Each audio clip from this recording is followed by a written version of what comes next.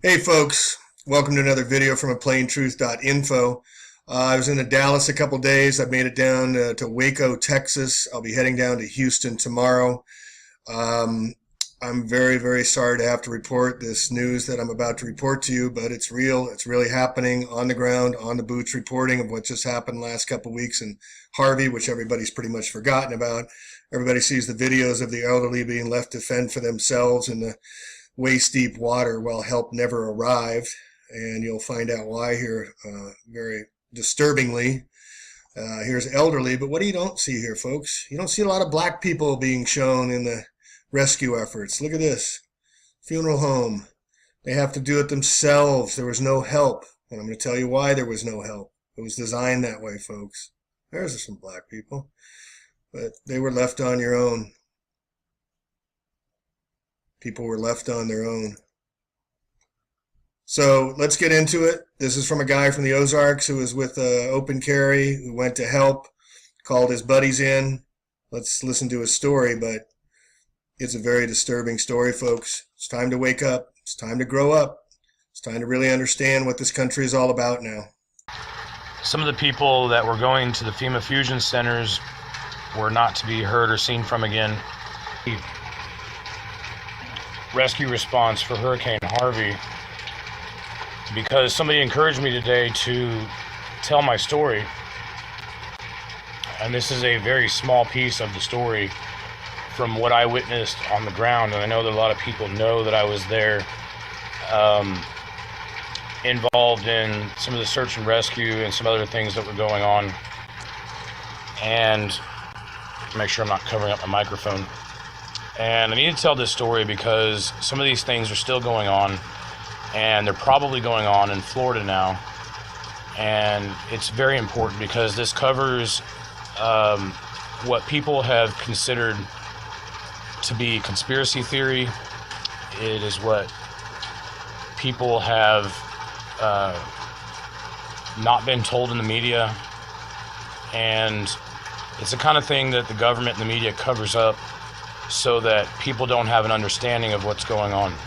Landed back in Texas on Sunday night and immediately got to work because the hurricane stopped on the coast and then just continued to spin, and was continuing to spin northward along the entire coast when I arrived back in Texas. And so within 24 hours of getting home, I got sleep. I obtained a boat, a truck, gas money, funding, and within 24 hours I was on the road heading from Dallas to Houston. And when I arrived in Houston, I was contacted by one of my militia brothers out of Texas, and where some of the guys were set up.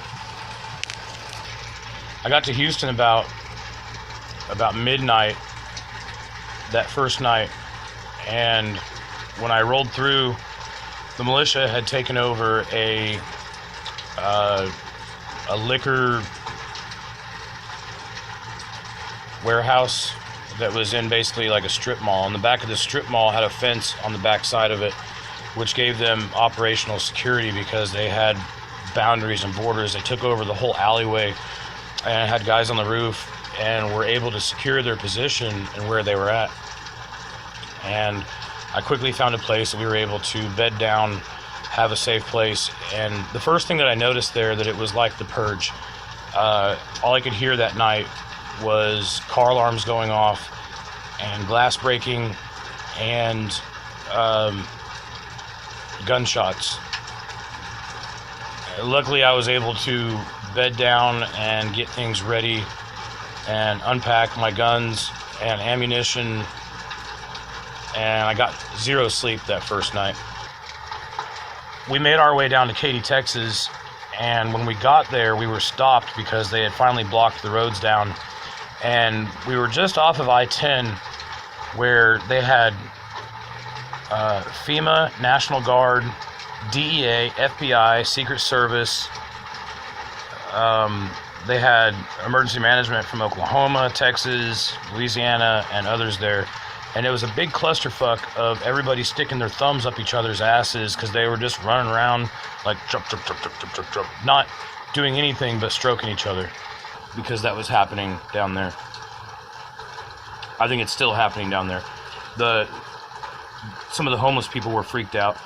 Thomas Jefferson High School in Port Arthur had a lot of people evacuated by plane, and there was at least 1,500 that were left behind that refused to get on the FEMA planes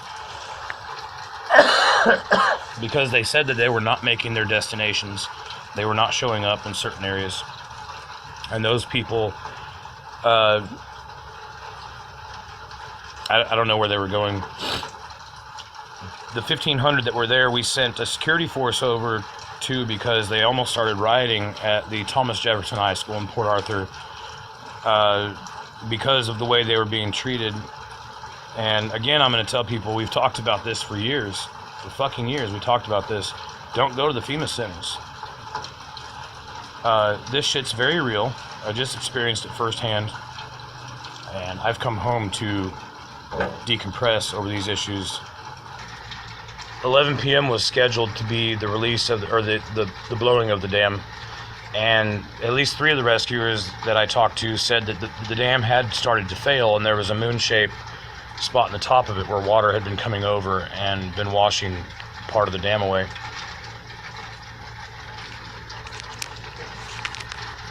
So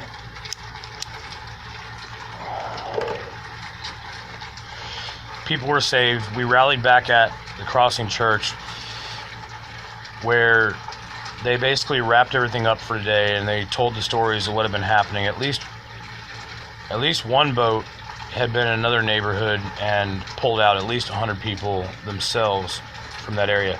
And let me tell you something. These stories that you're seeing on CNN and Fox News and stuff about government officials going out on boats and pulling people in and rescuing them were designed as propaganda to let you know that the government was taking care of you, when in all actuality they were not doing evacuations. They were locking down the highways, they were locking down these neighborhoods, and they were going to flood these people in their homes. But if you hear part of the background story of what was actually going on down there, then it brings credence to those who put out some of these theories because they have read the FEMA papers, or they have read the government documents into these things. Now, and what has brought this up today for me to finally discuss this openly is the fact that FEMA is trying to put their prison ships out at Port Arthur, Texas, to give a place for people to live because their homes have been destroyed or whatever. I later found out that even though we were stopped at this FEMA resource center and this government makeshift resource center at the mall, and let me tell you, and you'll get part of this out of my story, that they do use malls, they do use Walmarts, they do use these other places to set up FEMA and to create FEMA centers in these natural disasters. I saw it firsthand. Some of the people that were going to the FEMA fusion centers were not to be heard or seen from again.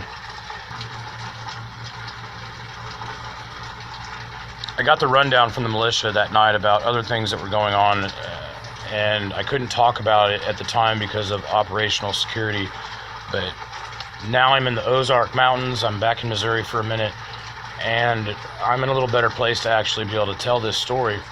I do have some pictures and some videos to verify some of the things that I'm talking about, or the fact that I was even there. For the most part, I didn't get to videotape a lot of the things that I wanted to because of security at the time, and because of on Facebook and social media, I was talking about supplies and helping out people, but the very reality of the fact was I was using those boats and I was using those people and those supplies to make sure that armed militia were going in. And I believe wholeheartedly that we stopped a gun confiscation, and we stopped them from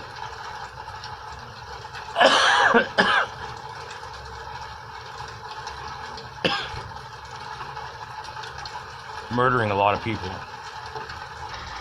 And the only reason why Hurricane Harvey was not Katrina was because of the Cajun Navy, the Texas Navy, and the response from Texans on their own soil that was saving tens of thousands of lives that I witnessed firsthand, while the government was locking down roads and barricading people from being able to help. Within 24 hours, I had more than $50,000 to $100,000 worth of supplies showing up on trucks,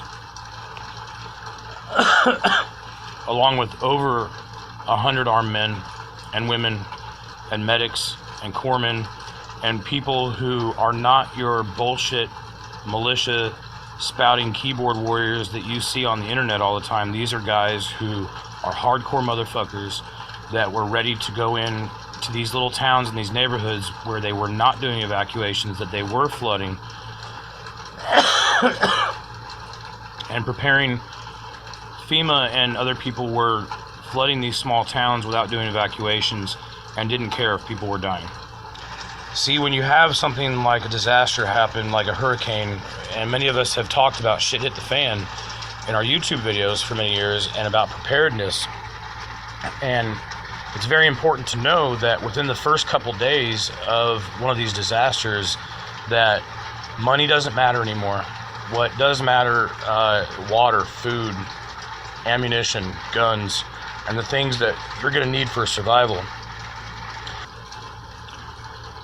By the time I was told that we needed to disarm, I had at least 40 people there armed. AKs, ARs, sidearms, and I started putting a plan together, and I'll just put it this way. I called Murdoch Pisgatti, the president of my organization, on the last day, which I'm going to get to this in a minute, and I told him, I've been busted, and I got to tell you what I was doing, because it might come back on you, because you're the one sending me aid down here. But I was not just trying to put boats in the water. I was not just trying to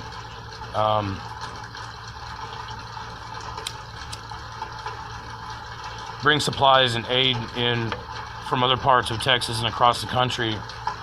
What I was doing is I was using the old tactic that we see the government using, and saying that we were doing humanitarian aid runs. But on those humanitarian aid runs of ships full of food and medical supplies, I was putting at least 4 to 5 armed men or women, team members, in boats to get them over into the Golden and Vidor areas and the Port Arthur areas, so that we had armed militia in those areas to protect Texans and also help pull them out.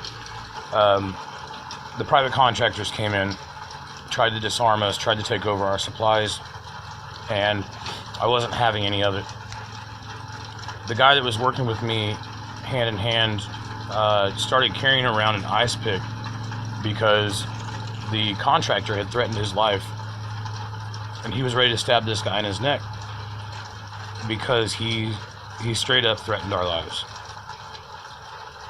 I had my 357 on my hip the whole time that I was there, and this contractor was talking to us about open carrying and scaring people, but the real reality is they were trying to control the situation and take over, for whatever reason, supplies and get those armed men out of there.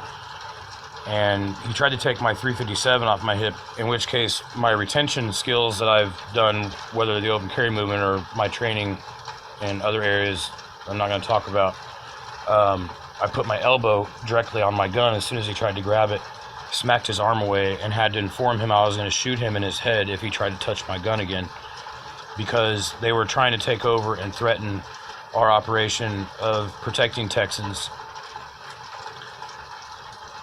so that they could get away with whatever they were getting away with, hiding bodies, covering up things that were going on. Some of the neighborhoods that those guys were going into were the richest neighborhoods and were involved in, I believe, government looting or private contractor looting. So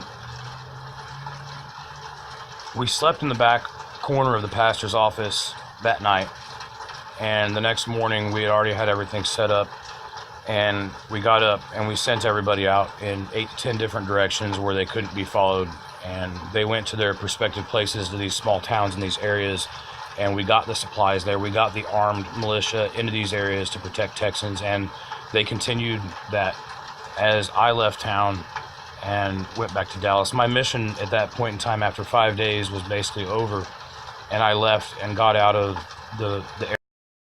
The first night that I was there, we had at least one team that was not part of the militia. They were there, I think, as adjutants, and I personally heard them talking about hunting people. And there were people down there that were hunting people. They were not hunting deer, they were not hunting boar, they were not hunting pigs, they were hunting people.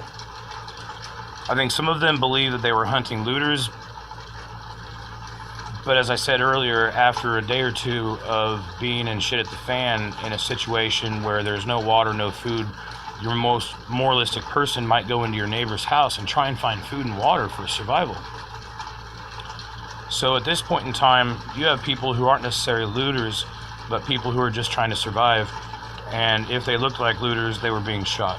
They were hunting people. By that night, I had 100 to 150 very tacked out armed teams ready to protect Texans.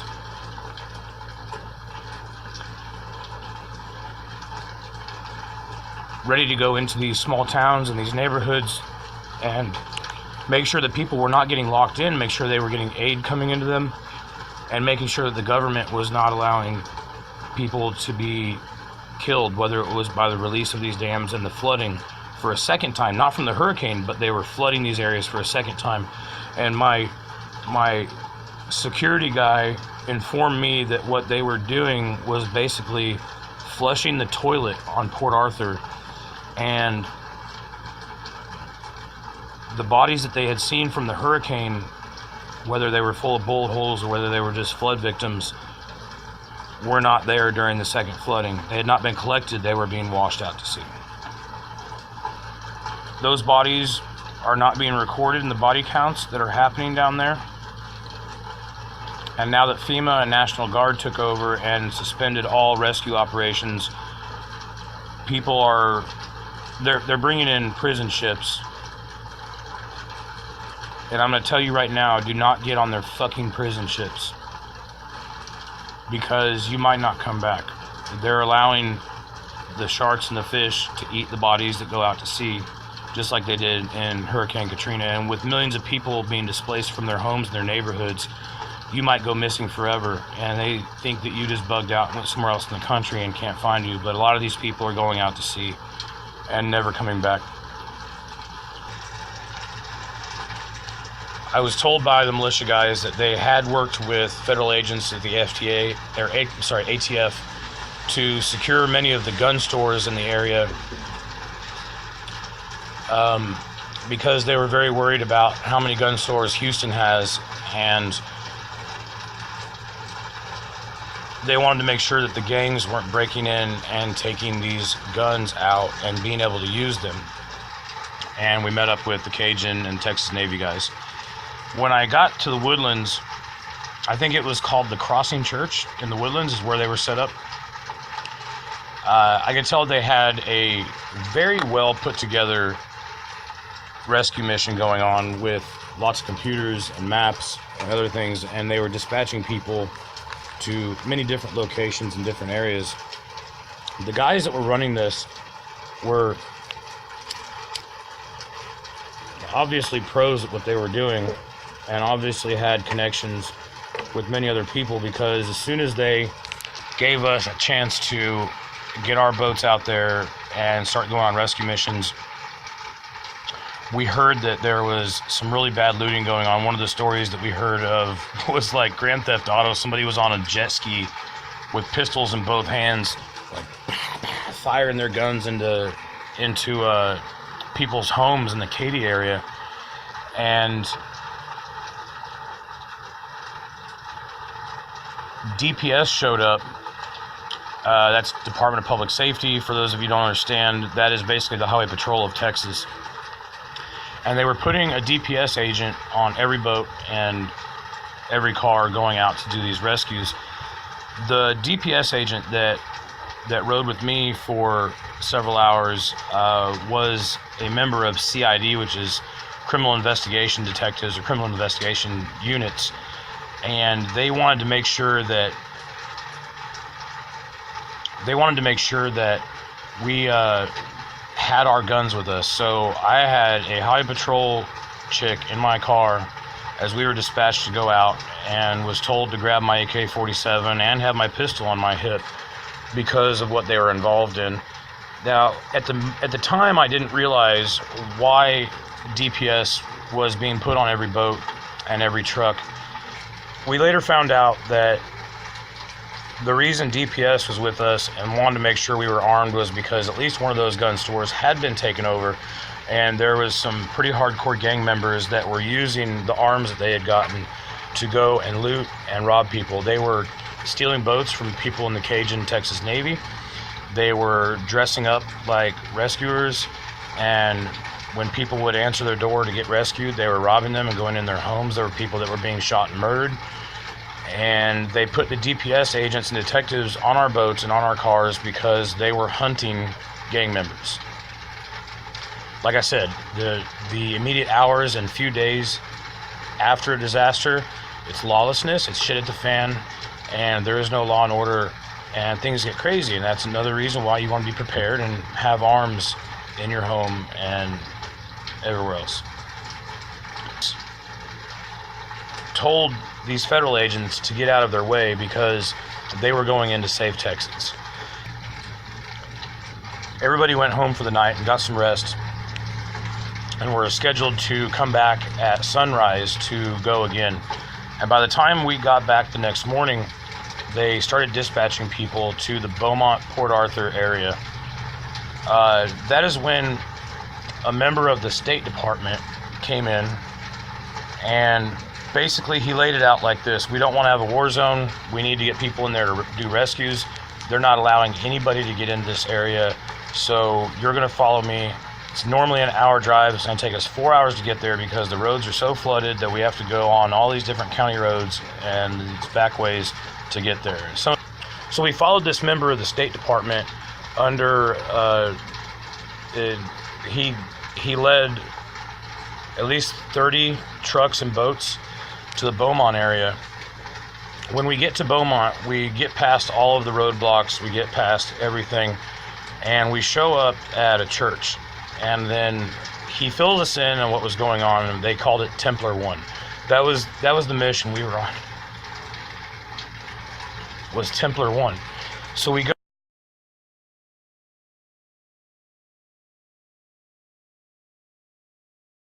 go from there, and the pastor prays over us, and we go out from that spot. And we head over to the local Walmart and Academy store where they were setting up the FEMA Fusion Center and makeshift hospital, and they had a helipad there to be able to do rescues and stuff. So they were using the Walmart stores, and they were using the parking lots there and stuff. There were already lines lining up at the Walmart stores that were at least 2 miles long, and people were being rationed 1 case of water, 1 loaf of bread. It was very socialistically done. This is how FEMA works things. They don't always give people what they need. They just give them little pieces here and there. And it's done in a systematically government-controlled socialistic way. And basically there was bread lines forming, and that's exactly what was happening there at that FEMA center. We rallied there and met up with some other first responders, where we finally took another convoy down into the downtown Beaumont area on a very crazy ride, where we had people on the highway trying to break up our convoy and trying to wreck into our cars, and we're pulling boats. Like, this is not the best thing for us to be involved in, with people trying to run us off the road while we're in a convoy. but there was obviously people that were trying to break up the convoy. I was able to keep it close to the head of the line of the civilians that were involved in this operation and bringing boats in because they didn't have the resources to do what they needed to do. It was such a wide destruction area. We get into downtown Beaumont, and we station in this big parking lot in the middle of downtown, and this is where the State Department official rallied us all together, and he said, I'm not here. I was never here. I never got you guys in here. But now you're on your own, and here's the scenario. They're getting ready to release the dam here, and within the next hour, you're going to be under 4 foot of water. Find high ground, you're on your own. They left us there to die. They left us there to drown. They didn't give any more information than that. And a bunch of the people in our crews, including police and veterans, are the ones that lost their minds because they didn't have direction and they didn't have anybody give them confirmation on what they were supposed to do, and so they started freaking out. So we started setting up shop. Half the veterans and police freaked out and decided they wanted to go to the local Holiday Inn so they'd have beds and showers and stuff.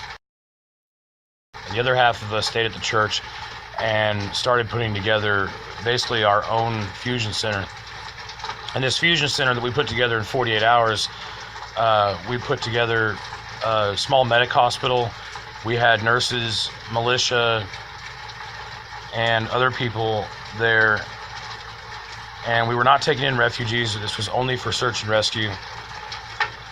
And I immediately started using my resources with Don't Comply and the Open Carry movement and militia and other people that I know across the board to start bringing in supplies. What I was not telling people on social media was the fact that we were also warned by these guys that they were getting ready to do gun confiscations on the Texas coast in Beaumont and Port Arthur. They had already been having lots of looting and lots of they were having gunfights. There were people being murdered. Our guys started bringing in reports of lots of bodies being in the water. And the body count that's being talked about in Texas is not in the 60s. It's probably more like in the thousands. Because they didn't recover any of these bodies before they released the water from the dam. So what happened was when they released the water from the dam, those bodies were being washed out to sea. And my security advisor that was there as I was putting together our own militia fusion center was giving me reports back from their boats and from the people that were in the water of bodies that they were seeing with bullet holes in them. They would simply tag these bodies around their ankle or around their wrist and leave them in the water, because when you're in search and rescue, it's a biohazard to bring a dead body onto your boat, and you basically GPS mark where they're at, and later on they can be recovered after the flooding, because we were there to pull out live bodies out of the water and out of these neighborhoods. But what I was told by local officials and by the State Department official that was there with us was that they were going to be doing gun confiscations because of the violence that had been happening in that area.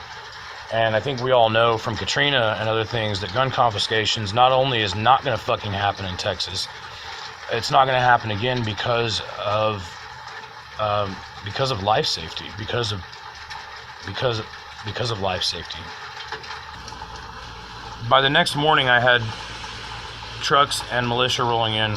So now we're going into the 4th or 5th day that I was down there. I was only sleeping about an hour a night, just enough to not be in sleep deprivation and being able to keep my mind sane. And by the afternoon, I had probably about 75 armed men and women, not including the ones that were already out in the water doing rescues, and was continuing to make the call for supplies.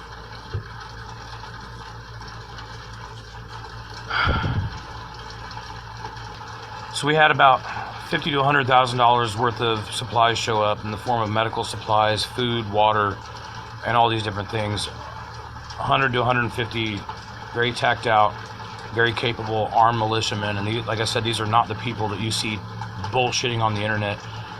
These are actual 3%ers that showed up and were about it and ready to go. About 3 o'clock in the morning on the last night that I was there, private contractors showed up, and they were very angry about some of the things that were going on. They demanded that I hand over those supplies and that I dispersed my men and women that were there for the safety of Texans. And I refused. And I told him very strictly to his face that you're not going to tell me to disarm. I've been a part of the open carry movement. I was PR director of a very large organization, and if he was going to threaten me in that manner, I would make a very quick phone call and make sure that 1,000 armed people showed up and were ready to continue the job that we were doing. So I started making a call out for supplies. My call out for supplies was not just for supplies, and the people that I'm involved with understand that I needed armed men there. We were approached by local officials who, the police and others, who told us that we were not allowed to have guns, we were not allowed to be armed while we were there, and that they were going to come and take our guns and not allow us to be a part of that. So those of you who don't understand right now, there is a civil war happening in this country, and I saw it firsthand on the Texas coast. There are federal officials who were there who were wanting to lock down roads and wanting to wash these bodies out to sea, and there were government officials there that were supporting us in the life safety of saving Texans' lives, pulling them out of their neighborhoods and making sure that they were getting supplies and safety and medical attention. And there were those who were trying to control the situation and lock it down. That first night that I was there, I was doing everything I could to use this facility that we had, and I had realized that the dam that they were releasing was one river over from us, and had the flooding come over to our area, it was going to hit this other river and was still going to wash out to Port Arthur. So I knew we were on dry ground. I knew we were in a safe location. We started setting up shop there. Half of our guys left, ended up chasing their tails for the night, because you can't always put your boats into the raging flood waters. It'll wash your boat out, and it's not safe unless you have the right size motor. But the right size motor for those situations in 4 foot of water with cars and debris and everything else is not the ideal situation. You'll wreck your boat, you'll capsize, and you'll be stuck in the flood waters and become somebody who needs to be rescued also. Taking over supply routes and supply chains of Texans who were sending aid and sending people, and they were confiscating it. And like I said in the beginning of the video, it was, I think half of it was because there were people there to do bad deeds, and I think that there were people there who, instead of being caught up in that, would rather lock the roads down and not let you get cameras in and not let you get the stories out, so that it doesn't look bad on their record when it comes down. They were allowing bodies to be washed out to sea because it's better to let that happen and then be missing persons instead of another body count on their local county or their area. After about 72 hours of not having water or food, somebody who is highly moralistic, like a pastor or somebody, would very quickly resort to robbery or theft or hurting somebody else to make sure that they had a way to live. You go back to your carnal nature of survival. I've been through a lot of things, even with the open carry movement, that I have risked my life over the years, but I'm already a dead man. I mean, I know I'm going to die one day, and my soul's redeemed, so it doesn't matter to me. What matters to me is doing the right thing and letting people know what's actually going on. Pretty crazy, huh? real time, real life. I'll get a reports next couple days. I bought a drone. I'm going to try and find some FEMA Kmart centers and see what we can see. And if you want to donate, even though GoFundMe takes out 8%, I know a couple of you have contacted me, want to use PayPal. I'll get back to you. And Michael Summer, I got your message as well. I'll get back to you. It's just been a little bit hectic here, but I'll make sure the money gets to the people, folks. We're going to go down there and we're going to set up clothing distribution. We're going to report from there about what we see. I'll put it on my blog next couple days. Please stay tuned. Anything you can do to help, you want to put money in here, we'll make sure it goes one-to-one to these people, all right? Then we're going to bring back a bunch of dogs, which I'll get into in the next video. But you're on your own, folks. Organize around your communities. Get yourself prepared. 3 days of supply. And consider arming yourself, because you can see you have no friends in the government. They are not here to protect you. They're here to take from you. This is a civil war. We are under attack. If this video hasn't proved it to you, well, I'll further the evidence over the next few days. I'm pretty sure. I think this guy is totally legit. All right, Plain Truth out. Wish me safety. Wish me luck. I'll be reporting soon. Bless us all, folks. And activate. Never give up. This is about the future of our families and everyone. It's chaos. They want order out of chaos. They're creating it. Be the author of your own authority and never, ever give up.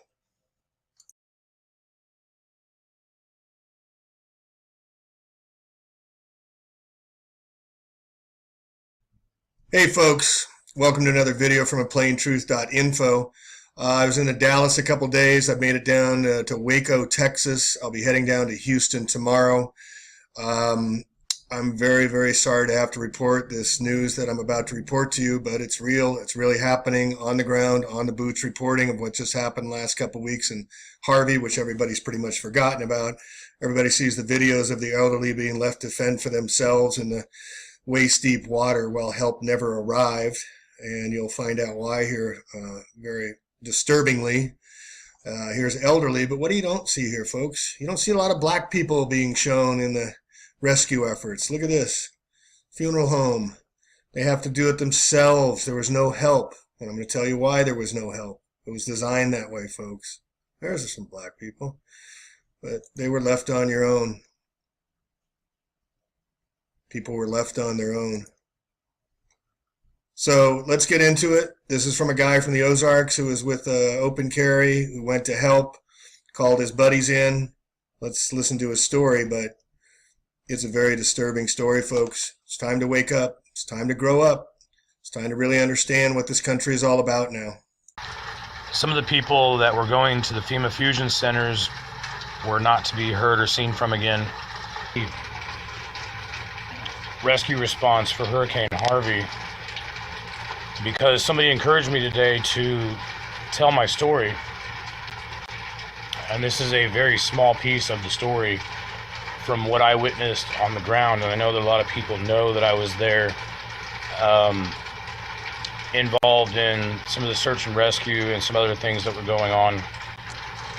And make sure I'm not covering up my microphone. And I need to tell this story because some of these things are still going on, and they're probably going on in Florida now. And it's very gunshots. Luckily, I was able to bed down and get things ready and unpack my guns and ammunition, and I got zero sleep that first night. We made our way down to Katy, Texas, and when we got there, we were stopped because they had finally blocked the roads down, and we were just off of I-10 where they had FEMA, National Guard, DEA, FBI, Secret Service. They had emergency management from Oklahoma, Texas, Louisiana, and others there. And it was a big clusterfuck of everybody sticking their thumbs up each other's asses because they were just running around like jump, jump, jump, jump, jump, jump, jump, not doing anything but stroking each other, because that was happening down there. I think it's still happening down there. Some of the homeless people were freaked out. Thomas Jefferson High School in Port Arthur had a lot of people. Very important, because this covers what people have considered to be conspiracy theory. It is what people have not been told in the media, and it's the kind of thing that the government and the media covers up so that people don't have an understanding of what's going on. Landed back in Texas on Sunday night and immediately got to work because the hurricane stopped on the coast and then just continued to spin, and was continuing to spin northward along the entire coast when I arrived back in Texas. And so within 24 hours of getting home, I got sleep. I obtained a boat, a truck, gas money, funding, and within 24 hours I was on the road heading from Dallas to Houston. And when I arrived in Houston, I was contacted by one of my militia brothers out of Texas, and where some of the guys were set up.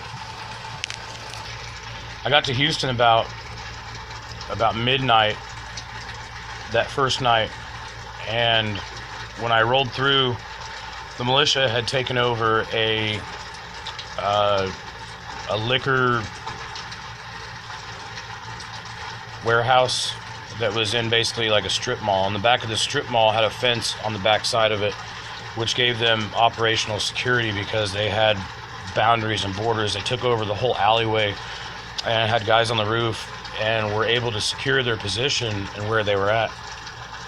And I quickly found a place that we were able to bed down, have a safe place. And the first thing that I noticed there, that it was like the purge. All I could hear that night was car alarms going off and glass breaking and